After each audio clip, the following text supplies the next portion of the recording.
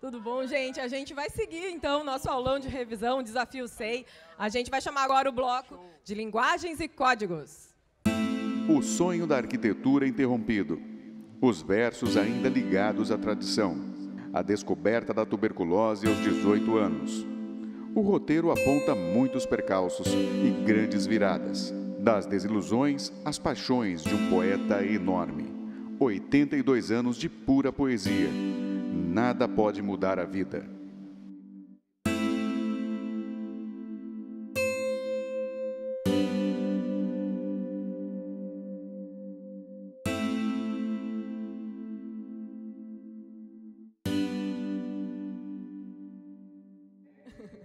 Subindo o morro do Desafio SEI. Vem pra cá, Marco Velho! Vem pra cá, Rafael Torres! Taca-lhe pau nesse bloco! E aí, galera? Bom dia! Vamos nessa, amigos! Queridos, olha só, a gente está muito feliz hoje aqui, porque, de fato, hoje é o coroamento de toda a preparação que vocês tiveram durante o ano, né? Eu estou aqui com meu amigo Torres, né? Amigo de longa data, já peguei muito. Tô zoando, mentira, né? Mas assim, a questão é a seguinte, ó. Quero dizer que a gente está feliz de fato. O QG do Enem está proporcionando essa aula para vocês aqui, para você que está em casa também. Me sinto feliz nesse negócio aqui, me sinto artista, né? A verdade é essa. E aí é que tá. Nesse processo, gente, a gente vai fazer uma revisão bem bacana aqui da parte de linguagens, que vai começar com o meu amigo Rafael Torres. É óbvio que eu vou ficar me metendo na aula dele, tá? Mas tudo bem, numa boa.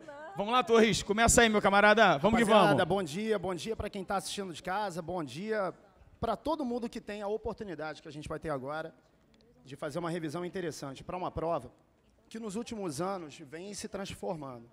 E no último ano em especial, vale ressaltar um detalhe, que na verdade a prova de linguagens no ano passado teve a menor das máximas e também a menor das mínimas, por área.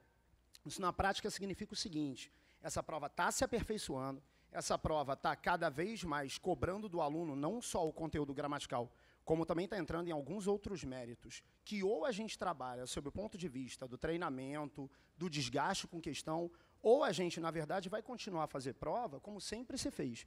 O vestibular de antigamente passou, esse vestibular gramatiqueiro não existe mais. O vestibular de hoje é um vestibular articulado, organizado e engajado, sob o ponto de vista de uma prova que quer avaliar vocês no conhecimento linguístico como um todo. A gente preparou questões que têm esse perfil, a gente preparou questões que mostram o quanto a prova vai tirar de você informações que, repito, são muito mais do que regras, são informações do entendimento da língua como um todo, né, Marquinhos? Na verdade, o que o Torres falou só reforça a ideia de que o Enem se tornou um exame que vai avaliar não só o seu conteúdo em si, e não vai cobrar o seu conhecimento enciclopédico com relação à questão gramatical, mas vai afirmar a maneira como você consegue articular esse conhecimento. E é muito melhor assim, gente. Eu penso, e assim, tem isso muito claro. O meu vestibular, por exemplo, talvez o do Torres também, eu sou um pouco mais velho que ele, cara, era um vestibular que cobrava questões específicas, né? Eu lembro, estava até conversando isso há pouco tempo, a gente foi a Brasília fazer um evento lá educacional, e a gente estava avaliando como era decoreba o vestibular anterior, tá? Caiu questões, por exemplo, aqui na prova da UERJ do Rio de Janeiro, que cobrava vocabulário.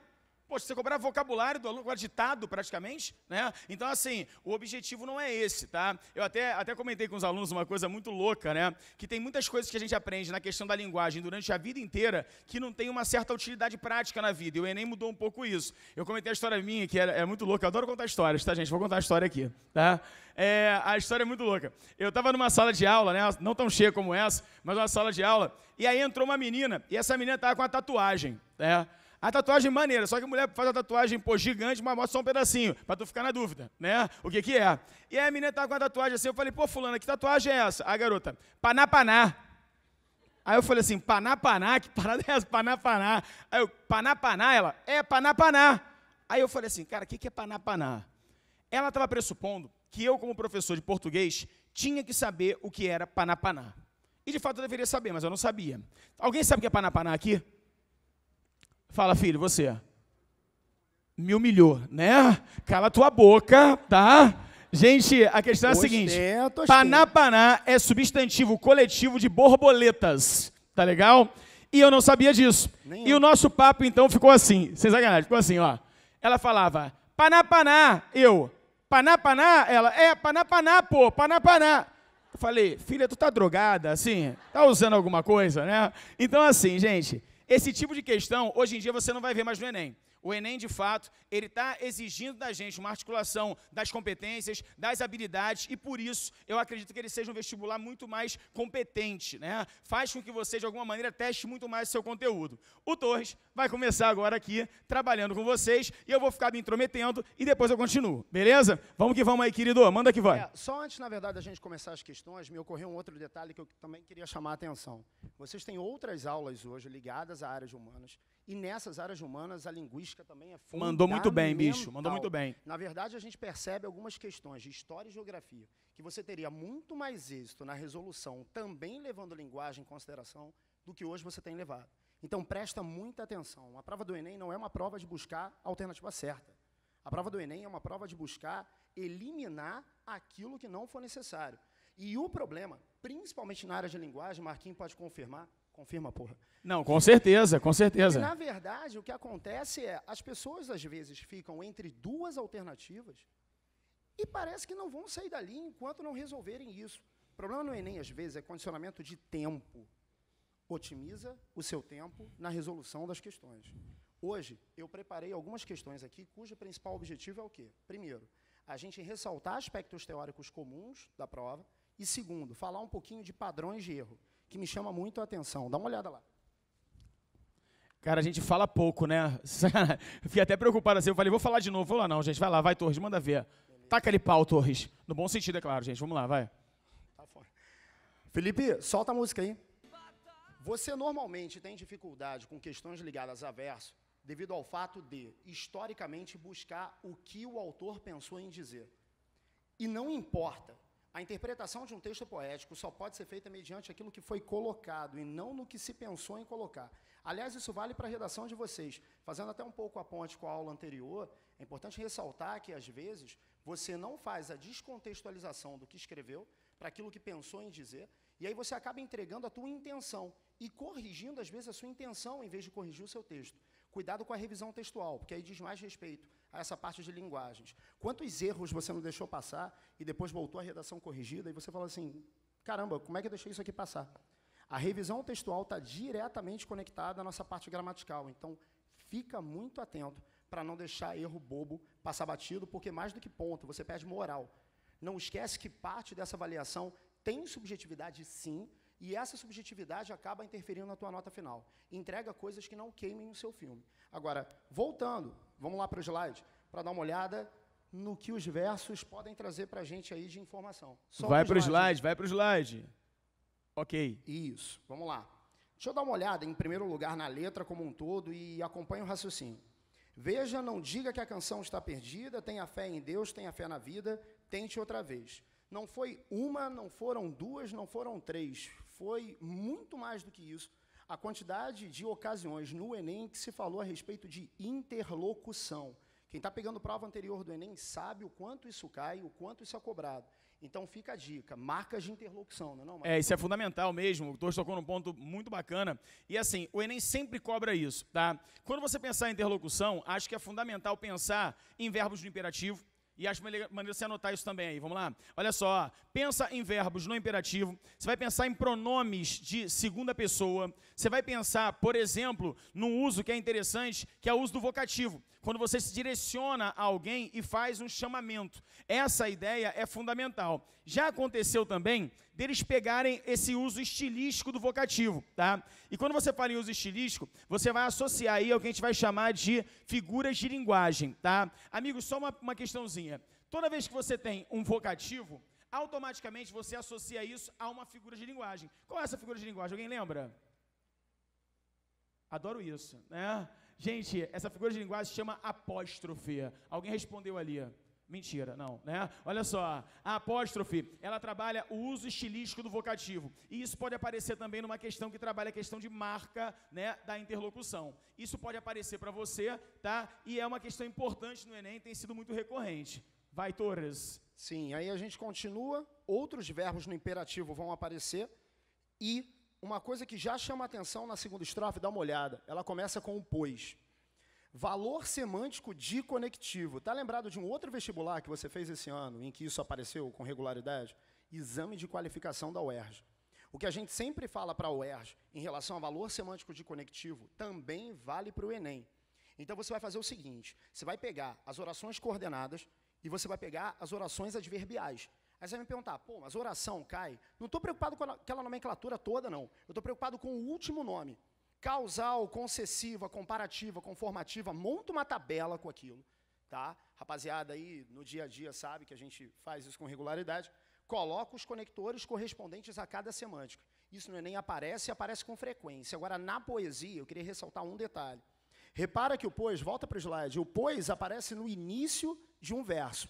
Presta muita atenção, porque conectores que aparecem em início de verso geram questões com regularidade. Às vezes é um porém, para mostrar onde a poesia trocou de eixo. Às vezes é um pois, para falar de explicação, causa, enfim. E fica muito atento às nuances que as alternativas vão colocar. Você não faz uma prova discursiva, você faz uma prova objetiva, e essa prova objetiva tem uma discursividade disfarçada. É a análise do erro que faz com que você acerte a questão. Deixa eu ir para a primeira, dá uma olhada comigo aqui. Muitas são as palestras motivacionais no mercado corporativo que se utilizam da obra de Raul Seixas como ferramenta para alavancar os resultados de suas equipes. Tente outra vez. Exalta a capacidade de superação das adversidades, a partir de atitudes ou escolhas eficazes, como... E aí é que vem o detalhe.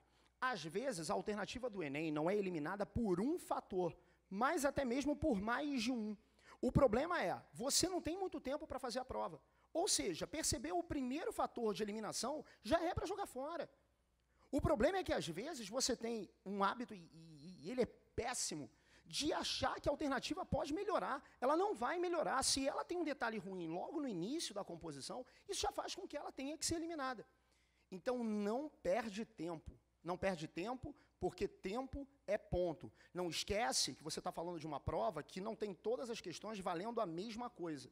Existe um fator nessa prova chamado TRI, não é, Marquinhos? Faz uma diferença. É importante pra caramba, né? Mas eu não vou falar por questão de estatística aqui, não. Vai, manda ver aí, manda ver. Então, beleza. Letra A. Quais são as atitudes ou escolhas do texto? A. Poder se confirmar preventivamente o triunfo diante dos obstáculos. Poder se confirmar preventivamente significa eu já sei que a coisa vai dar certo. E eu queria voltar e que você observe a última estrofe. Se é de batalhas que se vive a vida, tente outra vez. Se é para tentar, o triunfo está garantido? Ótimo. Então, existe uma palavra já que faz com que a A seja eliminada. E essa palavra é tente. Está claro até aqui? Seguindo, letra B. Entender o raciocínio como um mecanismo completamente autônomo. Presta atenção. Advérbios que dão a ideia de verdade absoluta ou totalidade, normalmente, não entende isso como verdade absoluta também, por favor, caracterizam-se como pistas para você eliminar. Se é completamente, não tem exceção. E ele está dizendo na B, repetindo, entender o raciocínio como um mecanismo completamente autônomo, ou seja, o mecanismo que não depende de mais nada. Volta e dá uma olhada, por favor, na terceira estrofe. Quando eu digo não pense que a cabeça aguenta se você parar, eu estou admitindo autonomia ou dependência? Dependência, se é dependência, a B está fora também. Fechado até aqui? C. Priorizar quaisquer iniciativas e vontades para se alcançarem objetivos pretendidos. Se são quaisquer iniciativas e vontades, são iniciativas e vontades de qualquer tipo, de qualquer forma. E eu queria que você voltasse à letra e buscasse, em especial, primeira, segunda, terceira, quarta, quinta. Queira. São quaisquer? Fala para mim, por que não são quaisquer? Porque basta ser sincero e desejar, perdão, de qualquer jeito, desejar o quê? Profundo. Se desejar profundo, não pode ser qualquer forma de desejo. Letra D. Contar com um motivador externo capaz de impulsionar para o sucesso. Presta muita atenção a essa alternativa. Vem cá. Partindo do pressuposto que existe um autor da letra, o autor da letra motiva você?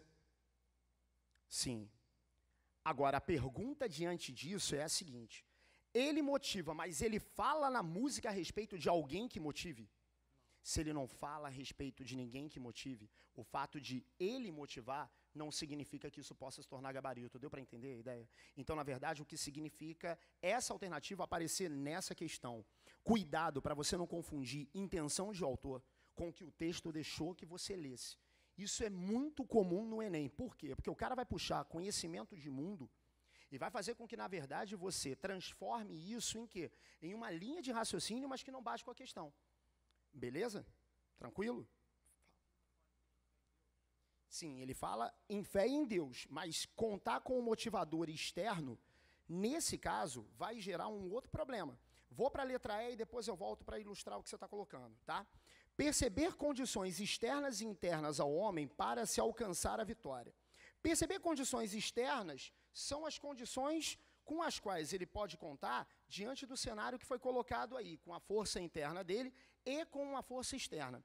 O grande problema em relação a Deus, e é perfeito o fato de você colocar isso, é essa ideia do motivador externo associado a uma figura divina que, na verdade, não vai representar, dentro do contexto da poesia, alguém que diz, vai lá. Ter fé em Deus não significa fazer de Deus um motivador.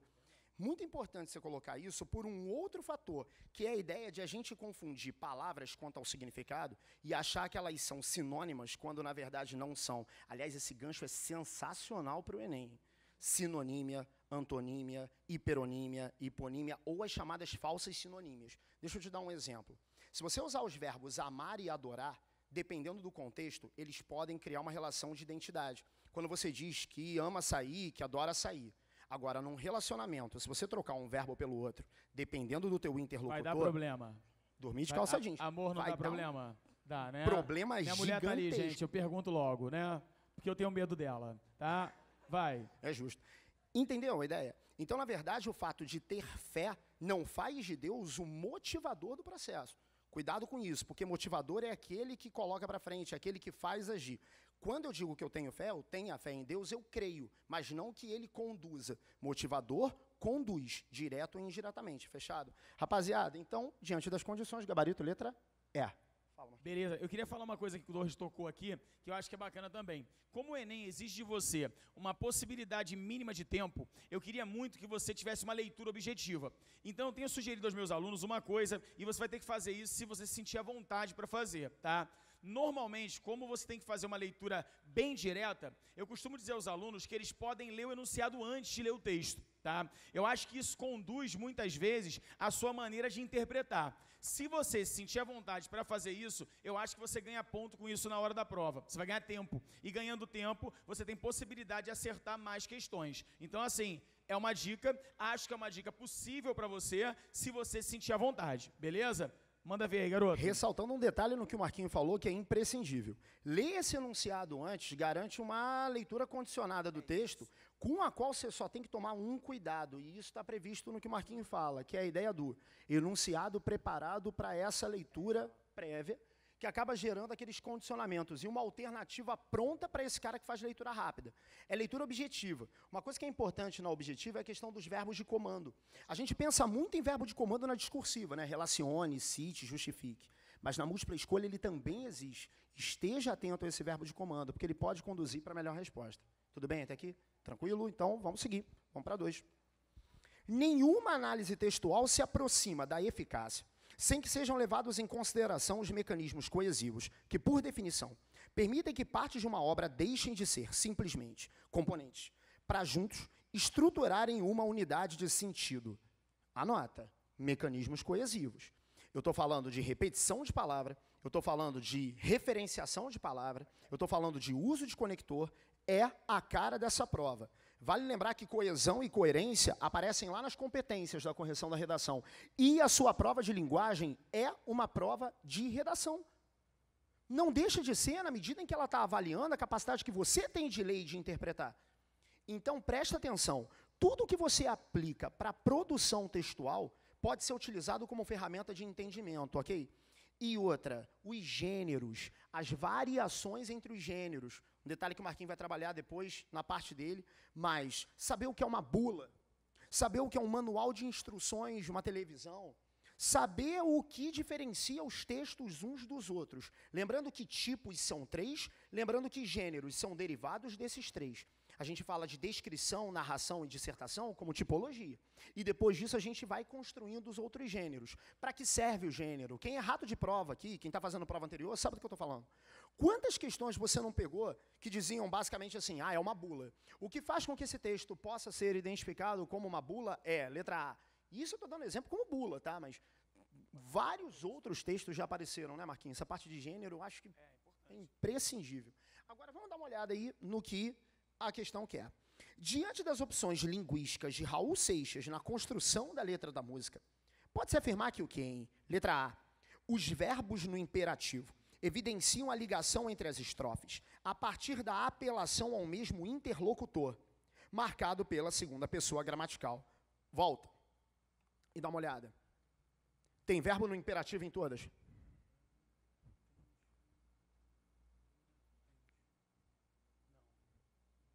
Você está vendo um trecho na segunda coluna que não conta com um verbo no imperativo, lá no início, confere. Entretanto, vamos lá. O verbo no imperativo consegue fazer uma costura entre os parágrafos na medida em que a letra propõe alguma coisa? Então, sim, existe uma conexão.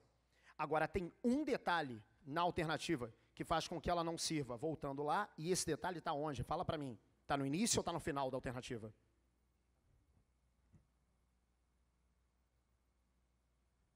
Você sabe que existe pessoa do discurso e existe pessoa gramatical. E a pessoa gramatical, primeira, segunda e terceira. A pessoa do discurso, a primeira, que é a que fala, a segunda, que é a com quem se fala, e a terceira, que é a de quem se fala. Vamos voltar à letra? Procura para mim. Qual é a palavra com a qual ele conta para se referir ao interlocutor dele? Você como pronome. Então eu estou falando de uma segunda pessoa do discurso. Mas de qual gramatical? Segunda ou terceira? Terceira, e é por isso que a alternativa está fora, tá claro? O detalhe no final da alternativa fez com que você tivesse que eliminá-la. Posso falar uma coisa? Isso é uma maldade, né? Cobrar isso na prova é pensar que o aluno tem que estar muito atento a qualquer tipo de colocação gramatical que está ali. Tem que ler com atenção, tá? Você é maldoso, Torres. Te falo isso. Eu sei. Vai. Qualquer detalhe, o quê, Marquinhos? Gramatical, né? Gramatical. Ué, mas o Enem não é a prova da interpretação, que não cai gramática? Mas, eventualmente, você tem que ter conteúdo gramatical também para conseguir interpretar. Muitos dos que estão aqui já devem ter ouvido alguma coisa parecida com a que eu estou falando agora. Quem está pegando prova anterior, lembra? As cobras. Luiz Fernando Veríssimo, falar da troca, posição de sujeito, objeto. Quem foi que falou que não cai gramática? Óbvio que cai. E cai misturada a interpretação, que é muito pior. Letra B. A repetição vocabular acentuou exclusivamente a conexão entre as estrofes. Você tem uma repetição vocabular. Entre as estrofes, você até consegue essa repetição como eixo, mas dá uma olhada na segunda estrofe. Foi só entre estrofes ou foi dentro delas também? Dentro delas também, por isso a B está fora, seguindo C. Conectores como e pois ressaltam os resultados de se continuar a tentativa de superação. Pois a água viva ainda está na fonte. Isso é resultado? É o motivador indireto, digamos assim, para que haja essa colocação de tentar e tentar e tentar. Daquela mesma forma que a gente colocou, como não um motivador direto em relação à letra E. Aquele gancho também é importante para lembrar uma outra coisa que agora eu acho interessante a gente falar. Cuidado, que às vezes o Enem conta com a melhor alternativa. Cuidado, que às vezes por eliminação você vai ter que fazer uma escolha. E essa escolha acaba sendo feita mediante detalhes dentro da alternativa. Detalhes mais precisos, detalhes mais genéricos que afastam, fechado? Cuidado com isso. Continuando então, letra D. Preste atenção nessa. Adjetivos como sincero e profundo conectam as qualidades que se esperam em atitudes de iniciativa. Outra maldade. Basta ser sincero. Sincero é adjetivo. Estou qualificando. Aquele que pode buscar o que a música pede para buscar. Agora, ele vai desejar sendo ele profundo ou vai desejar profundamente? Profundamente. Então, esse profundo nada mais é do que o quê? Um adjetivo ou um advérbio? Mole de confundir porque não tem sufixo mente. Deu para me entender ou não? E você sabe que no português a gente consegue omitir o sufixo mente. Consegue ou não? Cuidado. É pegadinha gramatical e de propósito para você não ter esse tipo de problema. Porque o problema que tem que ter é aqui. A dúvida é aqui, para chegar lá e fazer o que tem que ser feito. E letra E. Comumente associado ao valor semântico de condição, presta atenção nessa. O conector C aparece na música assumindo o papel de explicação. Muito cuidado. A gente falou agora há pouco da importância do valor semântico do conectivo. Mas, eventualmente, você tem mudanças. Por exemplo, o E. Se eu perguntar agora qual é a semântica que passa pela tua cabeça, nesse instante, falando de E, não é adição? Só que esse E pode opor. Esse E pode concluir. Quando eu digo que eu estudo e passo, eu não só estou fazendo um trechinho da tua biografia, eu estou falando também a respeito da conclusão que existe no fato de estudar. E eu consegui isso com E. Agora, a galera que está lá fora, e a galera que não está acompanhando a gente agora, porque é tudo nosso, estudo e não passo, esse E está colocando noção de quê? De adversidade, porque quebrou a expectativa. Fechado. Volta para a letra e dá uma olhada nesse C aí.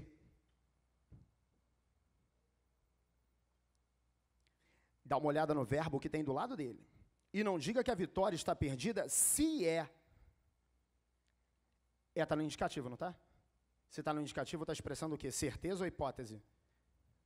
É indicativo, certeza. Como é que você quer colocar o valor de condição naquilo que se afirma com convicção? Deu para entender? Então, esse C vai assumir valor de explicação ou de causa na presença de um verbo que indique essa certeza, ou seja, o modo indicativo, tudo bem? E por isso, voltando à alternativa, associado normalmente, comumente à condição, ele aparece na música, assumindo o papel de explicação. E a gente fecha essa parte, já que é a aula de superação.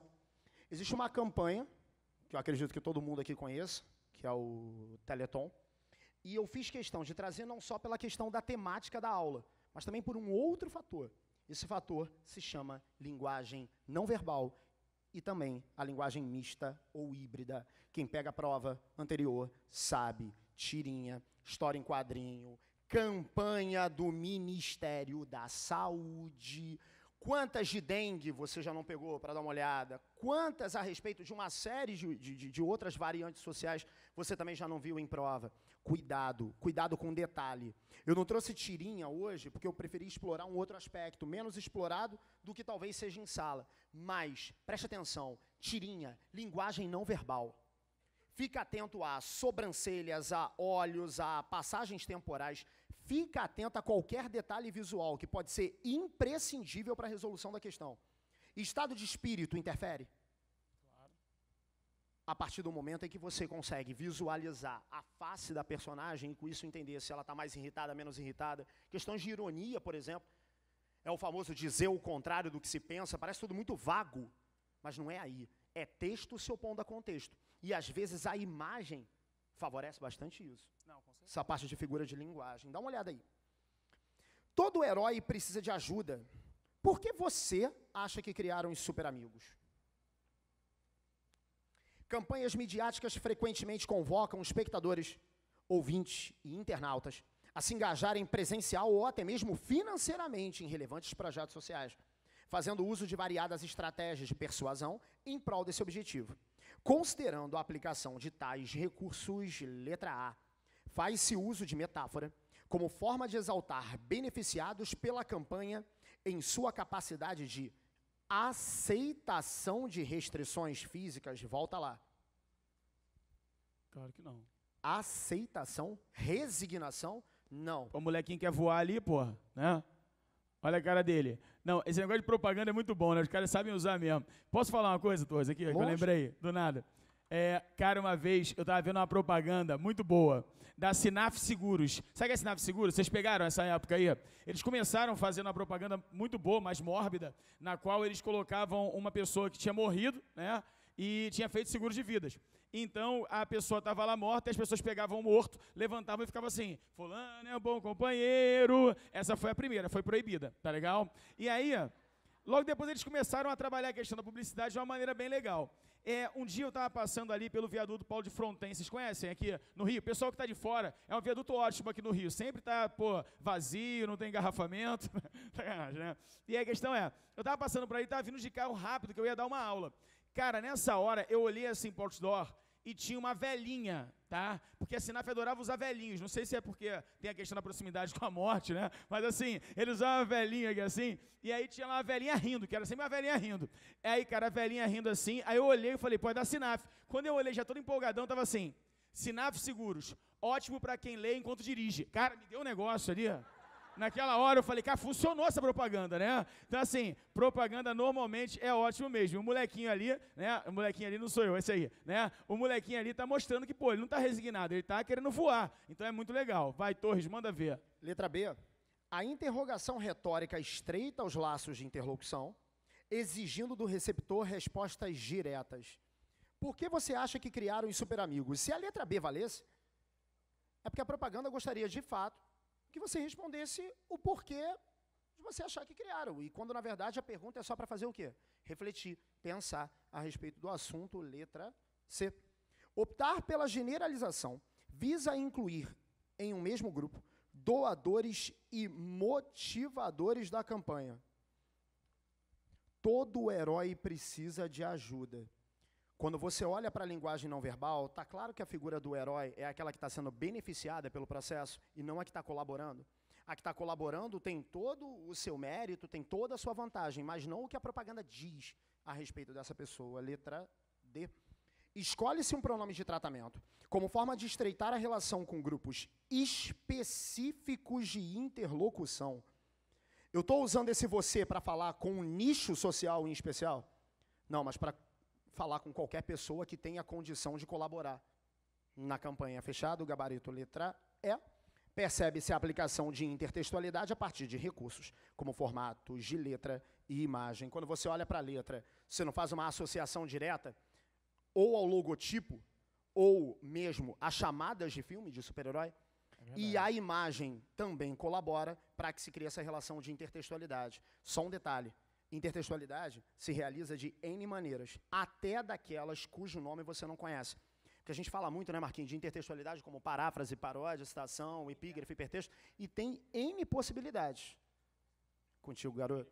Vou continuar aqui então, amigos. Valeu, Torres. Você vai ficar aqui participando da minha aula também, né? Com certeza. De uma maneira interagindo aqui comigo. Queridos, vamos nessa então, vamos trabalhar pensando no seguinte, né? Agora, a gente vai pensar também, do ponto de vista da linguagem, avaliando a questão literária. É óbvio que a questão literária, ela tem a ver também com o processo interpretativo no Enem. E é por aí que a gente vai começar a trabalhar. Eu vou colocar para vocês aqui um textinho da minha aula. Vem comigo aqui para mim, Felipe, vai. Olha só, ó, você tem aqui a minha foto, tô bonito pra caraca, essa careca luminosa, né? Olha só, tá? E aí que tá. Gente, eu vou colocar pra vocês uma música chamada 1967. Essa música é muito bacana, porque ela tem a ver com o nosso tema de aula, né? O tema é superação e o Marcelo D2 vai contando um pouco da história dele, ali de uma maneira bem direta e também um pouco subjetiva. É claro que ele vai mostrando ali, em primeira pessoa, como foi a história dele. É uma história que passa ali por uma vida no subúrbio, que passa por uma situação aqui no Rio de Janeiro de vender coisas ali perto de uma zona boêmia aqui do Rio de Janeiro, uma zona bem frequentada, né? Quando eu falo zona bem frequentada, né? É uma zona ali onde tem o Garage, que é uma casa tradicional aqui de música. O pessoal conhece, né? Eu senti isso. E aí é que tá. Ele trabalhou ali durante muito tempo, vendendo camisa. Quando ele fala Skank, foi um dos caras que ajudaram o Marcelo D2 com o Planet Hemp, que era a banda dele. E é interessante a gente pensar isso, né? Porque a gente imagina o Marcelo D2 hoje como um cara que fez muito sucesso, mas no início dos shows do Marcelo D2, já vi entrevista dele, falando que ele tinha 7 pessoas no público.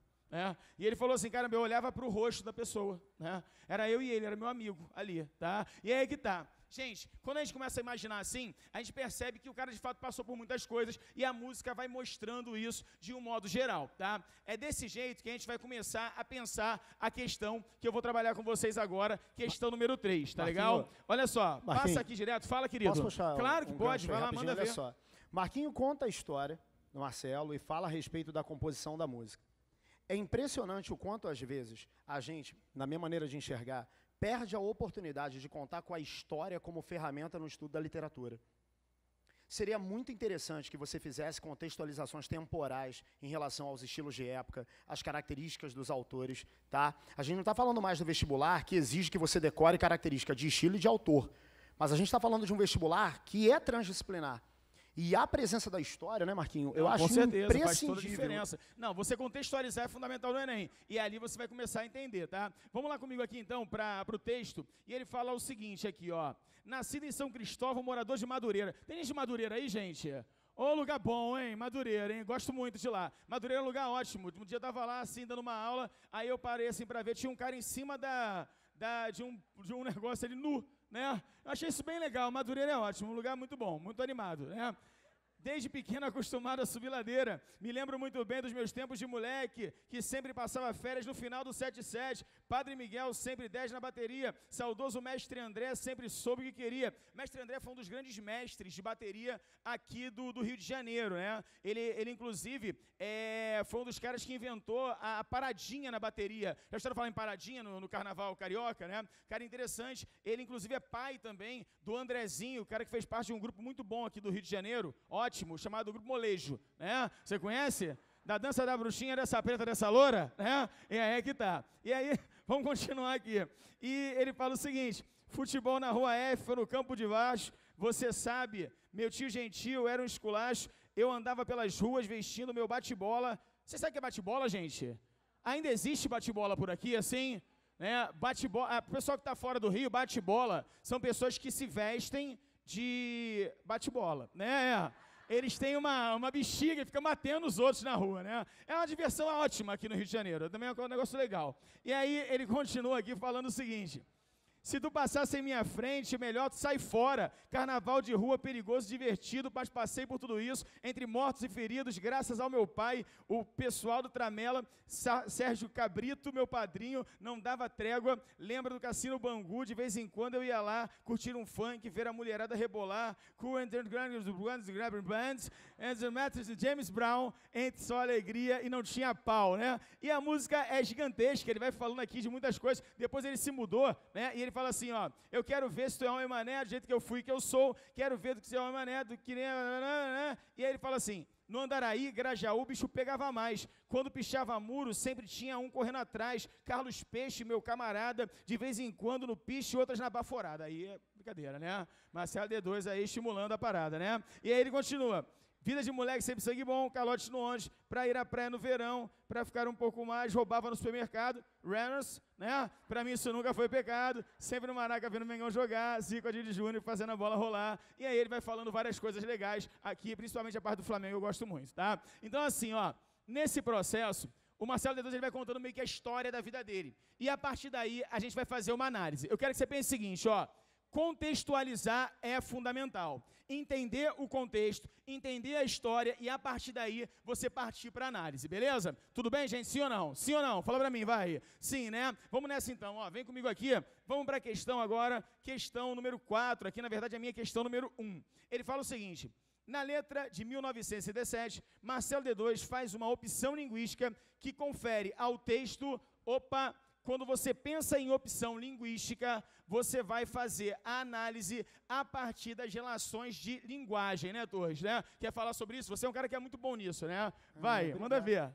Presta muita atenção a algumas expressões que podem aparecer na sua prova, principalmente recurso linguístico e recurso, essa já deu dúvida em muita gente, estilístico. Quando aparecer alguma coisa ligada a estilo, pensa em marca própria de exposição de determinado conteúdo. Por exemplo, se eu estou brigando com uma criança e eu digo não faz, não faz, não faz, o recurso estilístico com o qual eu contei para gerar ênfase foi o quê? A repetição. Então, a repetição é o recurso que gera que efeito? ênfase. Sufixo de diminutivo pode ser um recurso estilístico para expressar uma porção de coisas. O diminutivo pode expressar afeto, pode expressar ironia, pode expressar um tom pejorativo. Isso é recurso estilístico. Então, o segredo é, 1, com o que o autor contou. 2, que efeito eu promovo com isso. Preste atenção, nunca é só o conteúdo. Sempre é a forma levando a conteúdo. O problema da interpretação é que as pessoas se acostumaram a quê? A buscar o abstrato. Quando, na verdade, a gente não interpreta intenção, a gente interpreta texto.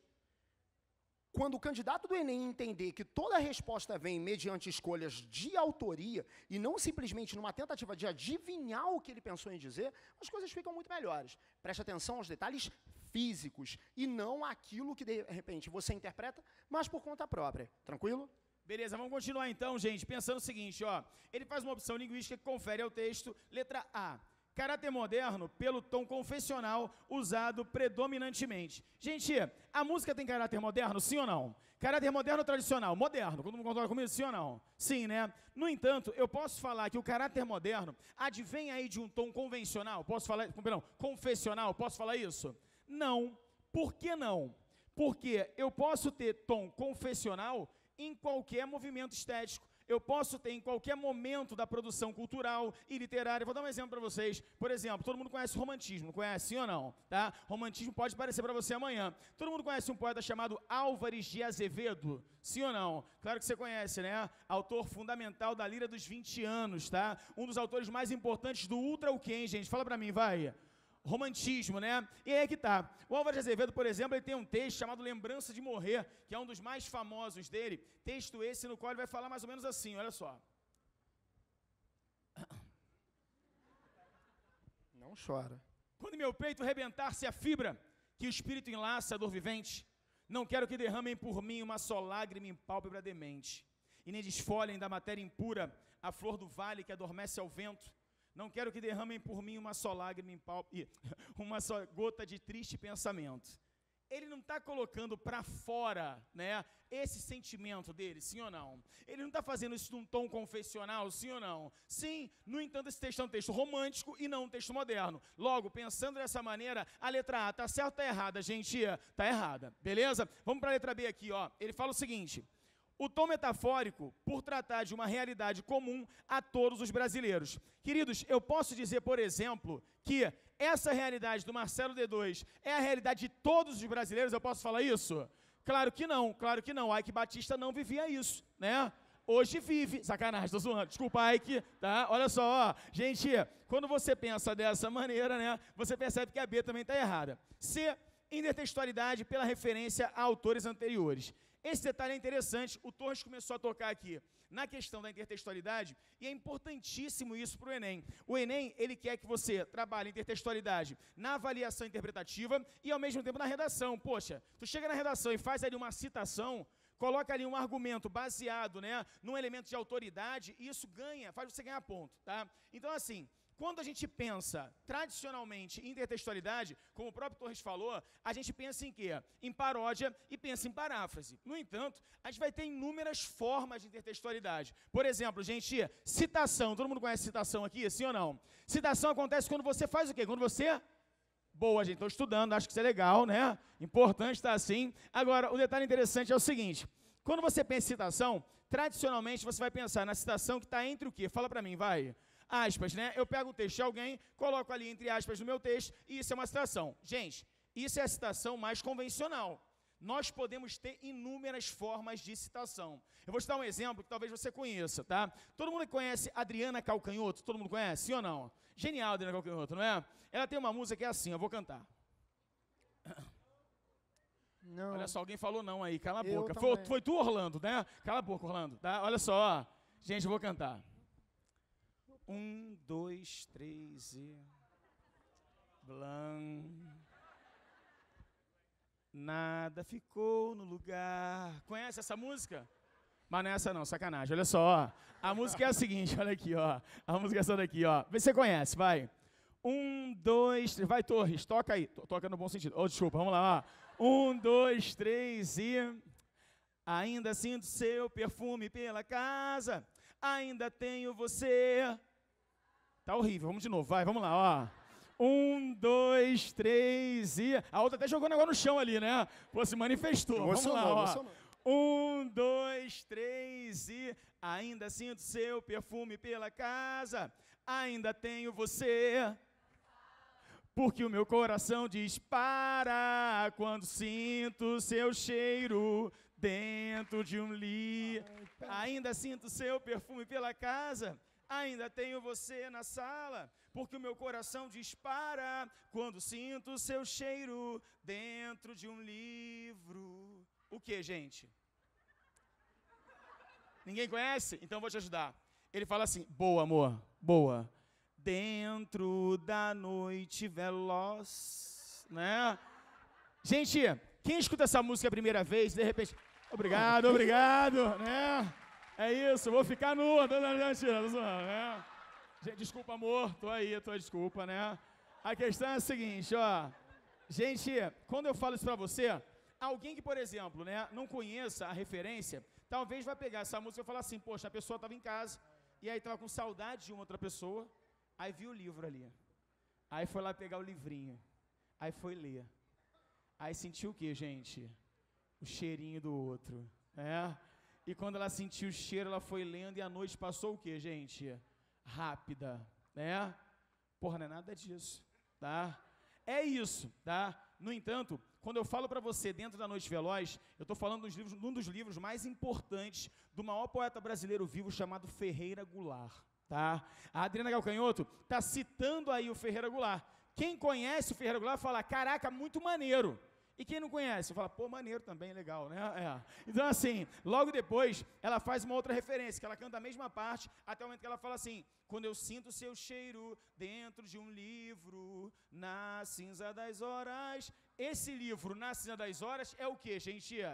É o primeiro livro publicado do Manuel Bandeira, tá? 1917. Então, assim, ela que é uma pessoa que entende poesia, está citando, não está citando? Sim ou não? Tá. No entanto, é uma citação muito mais sofisticada, é uma citação muito mais articulada. A Adriana Galcanhoto é muito boa, né? Porque ela faz essas citações. Ela tem outra música muito legal, que é assim, ó. Eu ando pelo mundo prestando atenção em cores que eu não sei o nome. Tá horrível, mas tudo bem, vamos lá, ó. Cores de Almodóvar, cores de Frida Kahlo, cores, passeio pelo escuro. Tudo bem, vamos lá, né?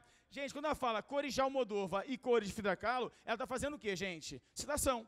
Ela está citando, tá? Ela está citando um cara que é um gênio do cinema, né? E está citando também uma mulher que é a gênia da pintura. Então, assim, nesse propósito, ela vai trabalhando na citação. É citação convencional nesse caso? Claro que não é. No entanto, aqui a gente vai ter outras possibilidades, tá? Vou te dar um exemplo que é um dos exemplos que mais me causa inveja na história da cultura brasileira, tá? Eu morro de inveja do Lenine, tudo bem? Né? O Lenine me dá raiva dele, eu tenho ódio dele, né? Por quê? Porque ele é genial. O Lenine tem uma música, não sei se vocês conhecem, chamada Todas Elas Juntas num Só Ser. Vocês conhecem essa música? Quem conhece aqui, levanta a mão, só para eu saber, vai. Cara, quem não conhece tem que conhecer, tá? Na boa, quando eu escutei essa música a primeira vez, eu quase bati de carro. Tudo bem? Porque ela é genial. O que ele faz? Ele pega todas as musas, né, que foram musas de músicas, tá? Todas não, mas muitas, e faz uma música dizendo o seguinte para a musa dele: filha, você é todas elas juntas numa só. Porra, na boa, se tu é a mulher que recebe essa música, eu literalmente, não vou falar o que eu faria com ele não, tá? Mas assim, ó, gente, numa boa, se tu parar de pensar, a música começa assim, ó, Torres, fica aqui que você vai ser o guitarrista, né? A música vai assim, ó. Não canto nem Bebete, nem Domingas, nem Chique, nem Teresa de Benjó, nem Drão, nem Flora do Baiano Gil, nem Leila, nem Luísa do Maior, já não homenageio Januária, Joana, Ana, Barbará de Chico, nem Oco, a Nipônica de Lennon, nem a Cabocla de Chinoco de Tunico, nem a Tigresa e nem a Vera Gata, e nem a Branquinha de Caetano, e nem a Linda Flor de Luiz Gonzaga, Rosinha do Sertão Pernambucano, nem Risoflora, Flor de Chico Sainz, nenhuma continua nos meus planos, nem Cátia Flávia do Fausto Fawcett, nem Ana Júlia dos Los Hermanos. Só você, rainha, que é só você. Pra você, amor, olha só, ó. Só você, que é todas elas juntas num só ser. Pô, essa música é demais, não é isso, gente? Pô, e aí que tá. O Lino é tão genial que ele consegue sacanear nessa música. Porque mulher é assim, né? Mulher tu não pode dar moral também não, tá? Não escuta isso não, amor.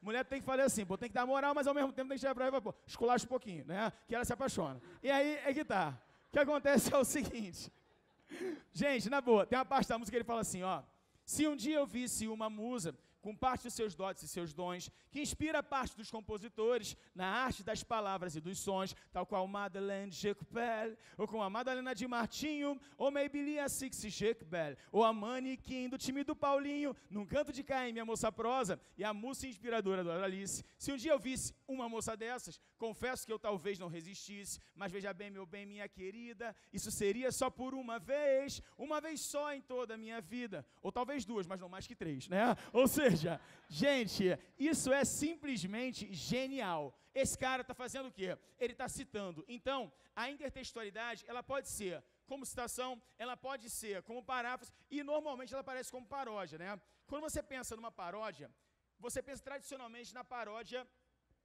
popular, a paródia que aparece na música, né? Mas, por exemplo, se você pegar os escritores modernistas, e isso cai direto no Enem, se você pegar um autor, por exemplo, como Oswald de Andrade, tá? Ele vai fazer a paródia do processo de colonização. Ele vai fazer a paródia do movimento romântico. E é assim que ele retoma isso lá em 1922 e na sequência da década de 20. Só para você ter uma ideia, gente, todo mundo aqui conhece um poeminha do Gonçalves Dias chamado Canção do Exílio, não conhece? Sim ou não? Minha terra tem palmeiras onde canta e as aves, sendo a porra nenhuma, tá? Vamos lá, ó. E as aves que aqui gorjeiam, não gorjeiam, como lá. Gente, o Oswald tem um poema que é assim, ó. Canto de regresso à pátria. Minha terra tem palmares onde gorjeia o mar. Os pássaros daqui não cantam como os de lá. Gente, ele substituiu Palmeiras por quê? Palmares, uma referência clara ao quê? A escravidão. O Oswald está falando assim, ó. Não há como apagar uma mancha como a escravidão na tradição nacional. O romantismo idealizou. Nós, modernos, temos a função e a necessidade de mostrar a realidade, de sermos críticos com relação ao nacionalismo. Tanto é que o nacionalismo moderno é o nacionalismo crítico, tá? Então, assim, você parte desse pressuposto e entende que a paródia pode ser assim. No entanto, pô, a gente tem várias formas de paródia. Vou dar um exemplo de paródia que a gente conhece, né? Torres gosta muito, né? Um grande gênio da música brasileira chamado MC Catra, né? O Catra, né? Se você pegar, sem brincadeira, 90% das músicas do Catra são paródia, tá? Você tem a música do Chiclete com Banana, que é Meu Cabelo Duro é Assim, né? Ele tem uma versão ótima, né? Vocês conhecem, tá? Vocês conhecem uma música que ele canta que é da 4x4? Vocês conhecem, né? 4x4 é um carro, né? Uma picape ótima, né?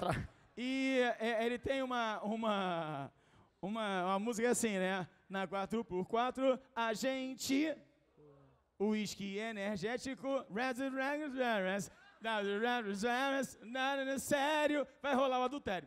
Essa música, na verdade, ela é uma versão, né, de uma música dos anos 80, de uma banda que eu gostava muito, chamada Biquíni Cavadão. Você conhece, Torres? Né? Uma banda muito legal. E essa música se chama o quê? Alguém conhece a música?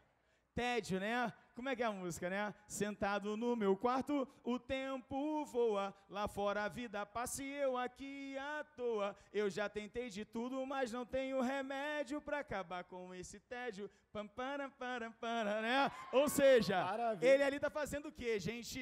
Ele tá brincando com isso, ele tá fazendo paródia, beleza? Pensando assim, vamos pra questão que eu já falei demais. Vamos lá, ó. Aqui, tu gostou da minha dança, né? Sentiu, né? Olha só. Posso fazer um gancho rapidinho? Claro, vai, manda ver.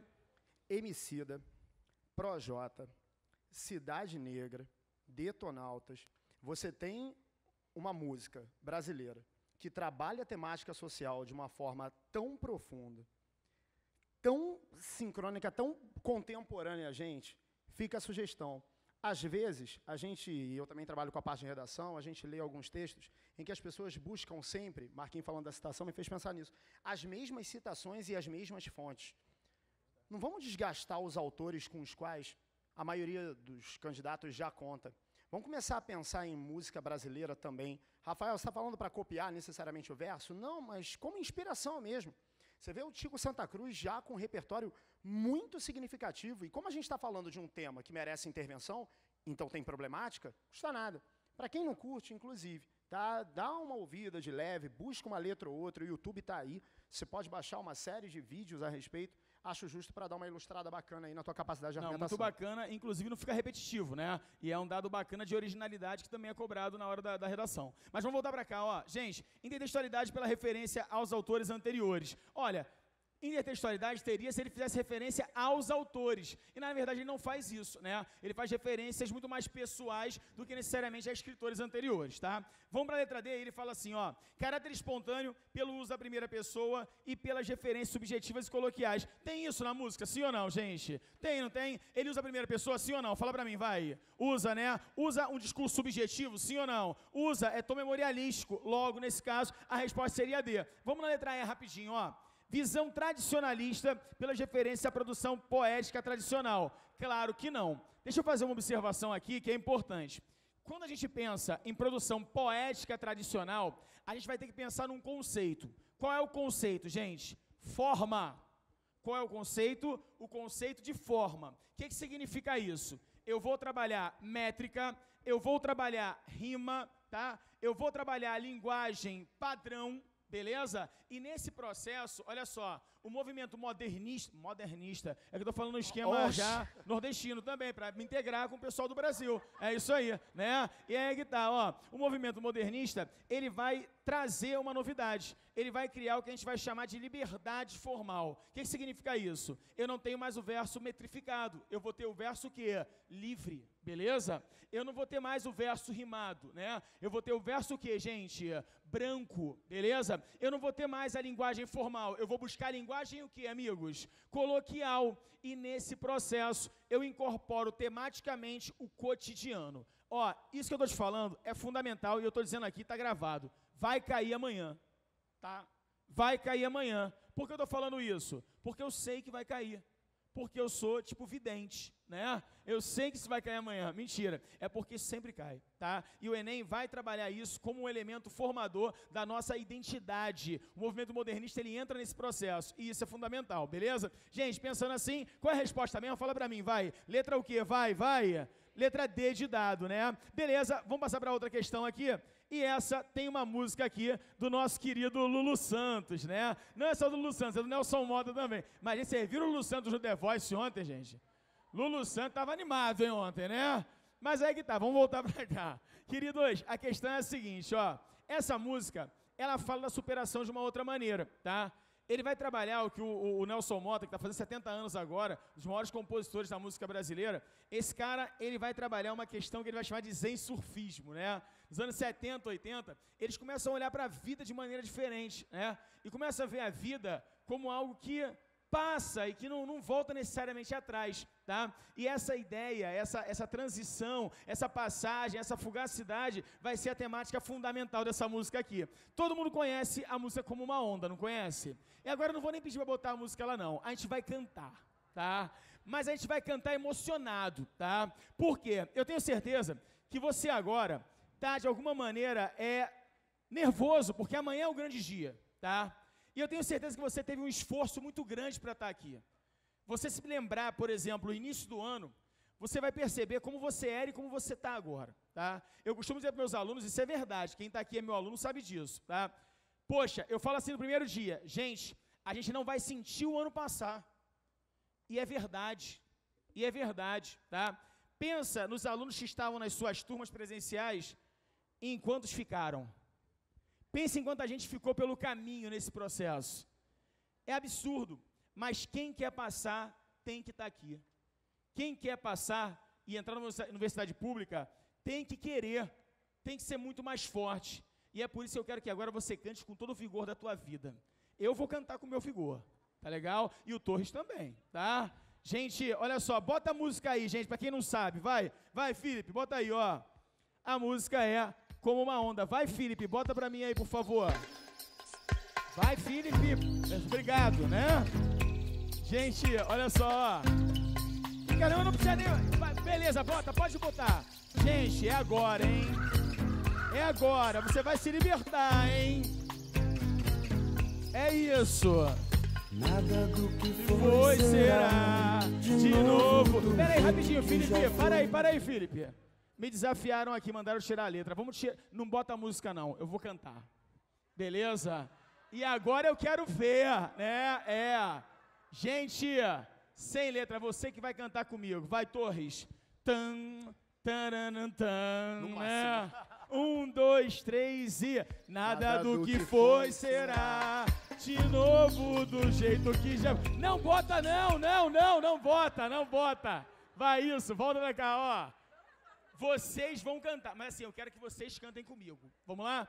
1, 2, 3 e... Nada do que foi será.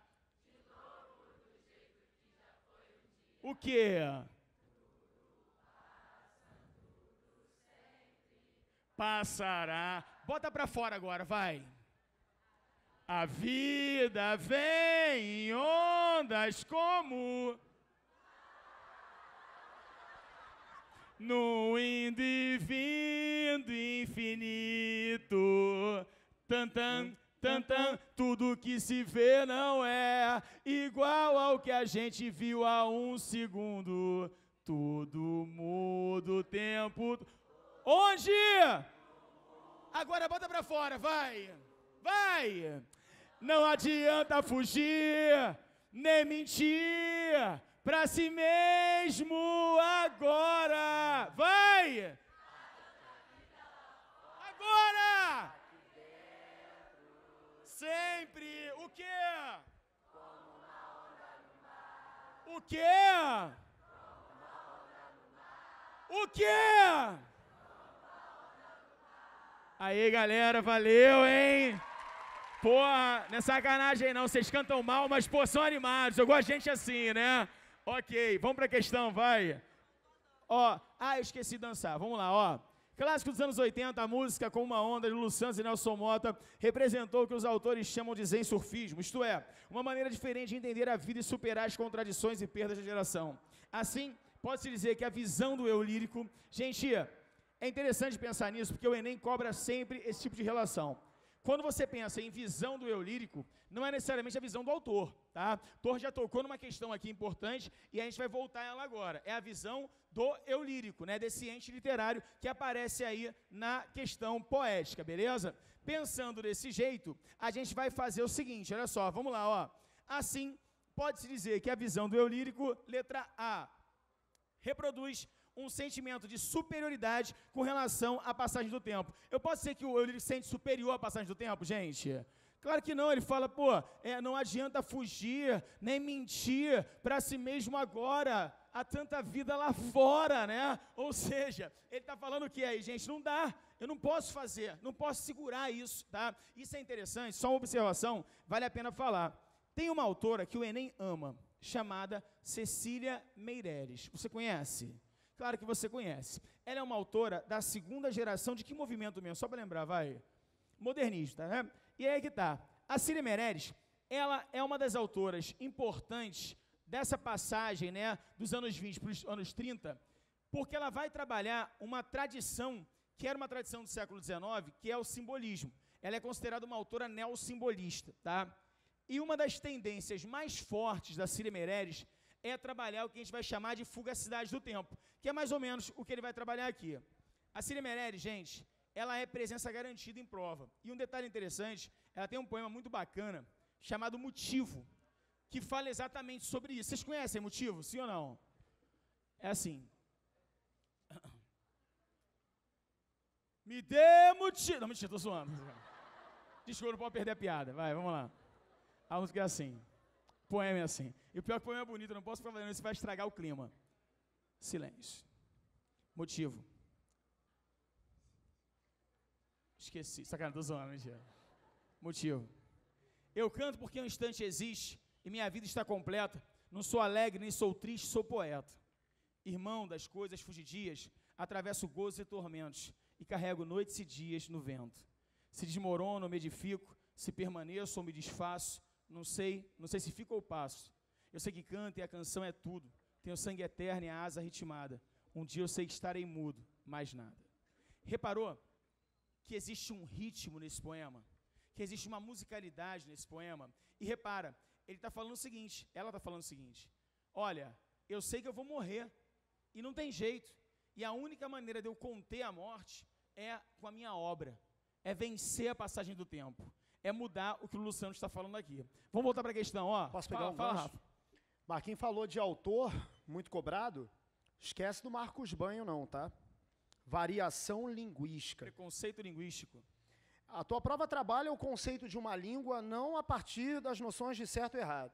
Tua prova trabalha conceitos de adequação e inadequação. Fica atento à variação regional, fica atento à variação etária, fica atento à variação situacional que se confunde com a variação de norma. Fica atento que isso pode aparecer com os mais variados formatos, desde textos em prosa até tirinhas, como, por exemplo, Chico Bento,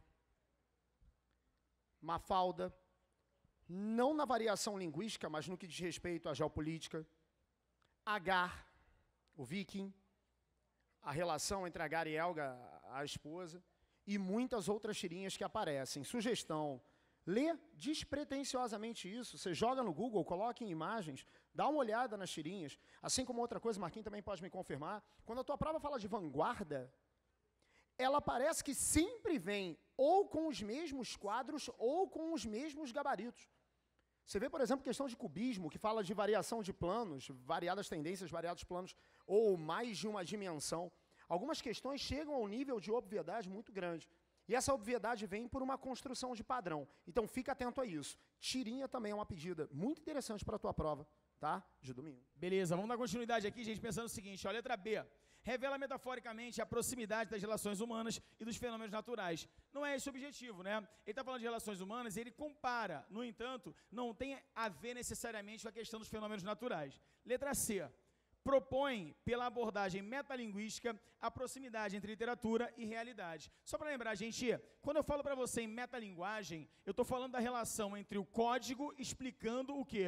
O próprio código, beleza? Então, por exemplo, um poema que fala sobre o processo de composição poética, é metalinguagem, sim ou não? É. Se eu penso, por exemplo, num filme que fala sobre o cinema, é metalinguagem, sim ou não? É. Se eu penso num quadro, por exemplo, como já caiu aqui no Rio de Janeiro, um quadro, né, com um artista refletido no mesmo quadro, pintando um quadro. É metalinguagem, sim ou não? É metalinguagem. Existe metalinguagem nessa música do Lulu Santos?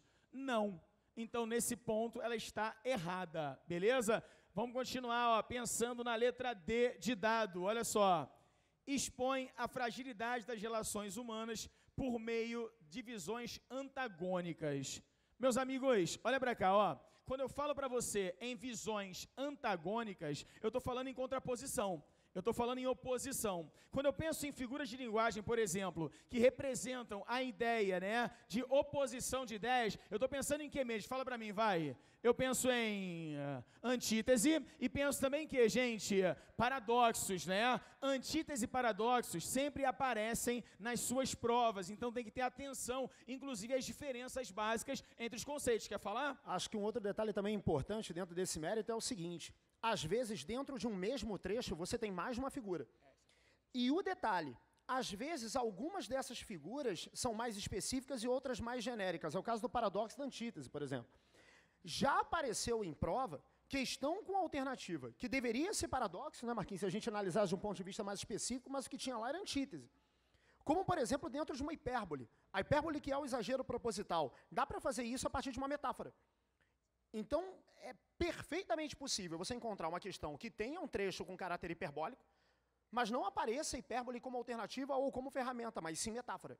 Fica muito atento a isso. De repente, não é a figura que você quer, mas uma que existe também, tanto quanto aquela que você pensou num primeiro momento. É, isso é interessante porque, assim, muitas vezes o vestibular, ele te induz a uma questão relacionada à contraposição de ideias para mostrar uma outra figura de linguagem. Tem que estar atento a essas diferenças porque elas, de fato, vão aparecer, tá? Então, assim, pensar no paradoxo como uma tentativa de junção impossível, inviável, né? É quando você tenta pegar dois elementos que não poderiam estar juntos ali naquele momento, tá? E a antítese é uma junção de ideias que de alguma maneira se afastam, né? Você tenta de alguma maneira afastar as oposições. Mas pensando dessa forma, você percebe que na música não há essa questão das visões antagônicas. Por isso, você vai deixar, né, a letra D também e sobrou a letra E, tá?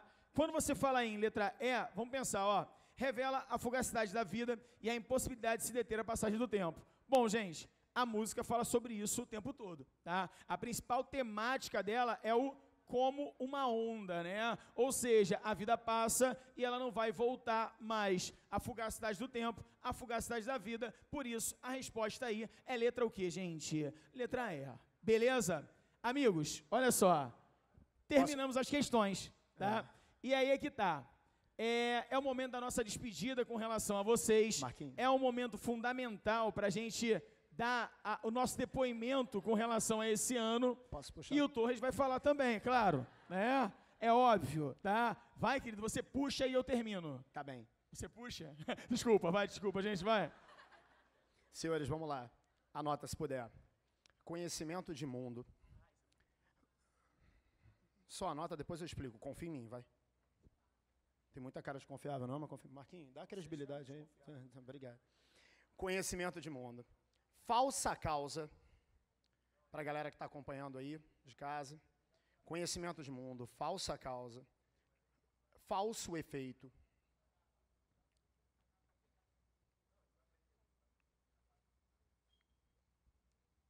E anseio pessoal. Anseio pessoal. Talvez sejam os 4 principais fatores de erro na escolha das alternativas em linguagem. Quantas questões de interpretação você já não perdeu pelo fato de ter trazido informação que o texto não legitimava? Quantas questões você já não perdeu por ter buscado uma causa possível, mas não a que de fato gerou aquele processo? Quantas consequências você julgava que poderiam ter ocorrido, mas, na verdade, o texto não afirmava categoricamente? E quantas vezes você não se envolveu tanto emocionalmente com o que você estava lendo, a ponto de não encontrar uma alternativa perfeita para esse anseio? E, geralmente, é letra A, para você perder menos tempo, pelo menos no seu pensamento, né? É aquela ideia de eu achei uma bacana, você lê as outras condicionadamente, não pode. É aquele papo de não é possível que haja outra melhor que essa.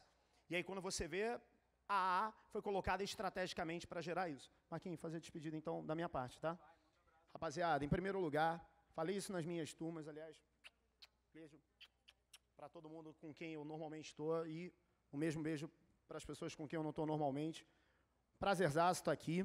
E o que eu falei na minha sala, em todas elas, eu vou repetir agora.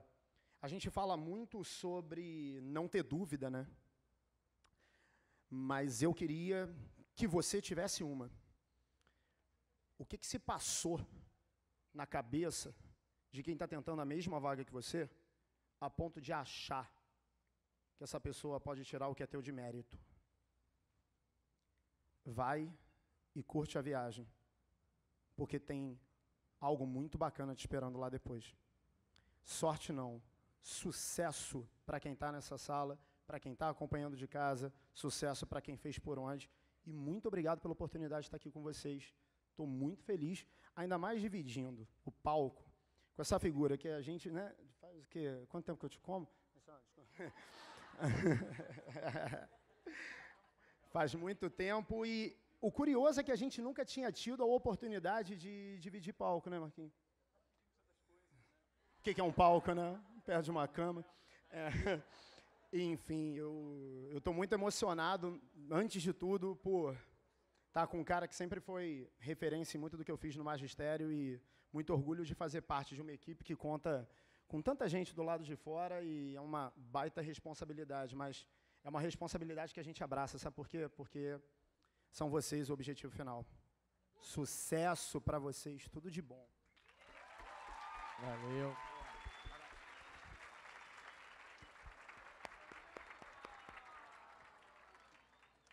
Olha, eu de fato brinco muito assim com meus alunos, né? E minhas aulas, de um modo geral, elas têm um caráter mais divertido mesmo. Eu percebo que as pessoas ficam de fato motivadas numa aula como essa. Tem gente que tende a mentir, como aquela moça ali que falou que o Torres é lindo, né? Mas assim, numa boa, acho que nesse momento vale tudo, né? E assim, o que eu queria dizer agora de verdade mesmo, sem brincadeira nenhuma. Gente, eu acho que chegou o momento mais importante do ano, para todo mundo aqui, tá? E de fato, para mim também é o grande momento do ano. A gente trabalhou para isso. A gente fez tudo que a gente fez esse ano para isso aqui. E de fato, quando você olha para a gente em sala de aula, parece que não, mas o nosso envolvimento com o aluno, ele é real, tá? O teu sucesso é reflexo do meu sucesso também, e vice-versa. O que eu quero dizer a você é que o que eu espero dos meus alunos é o melhor que eles podem fazer, tá? Eu quero que você chegue lá e que faça o melhor que você pode fazer de verdade, tá? Chegue na prova cedo, não chegue atrasado ali naquele momento de dificuldade na hora da prova, você não ficar desequilibrado. Tem alunos que deixam para cima da hora, não façam isso, tá?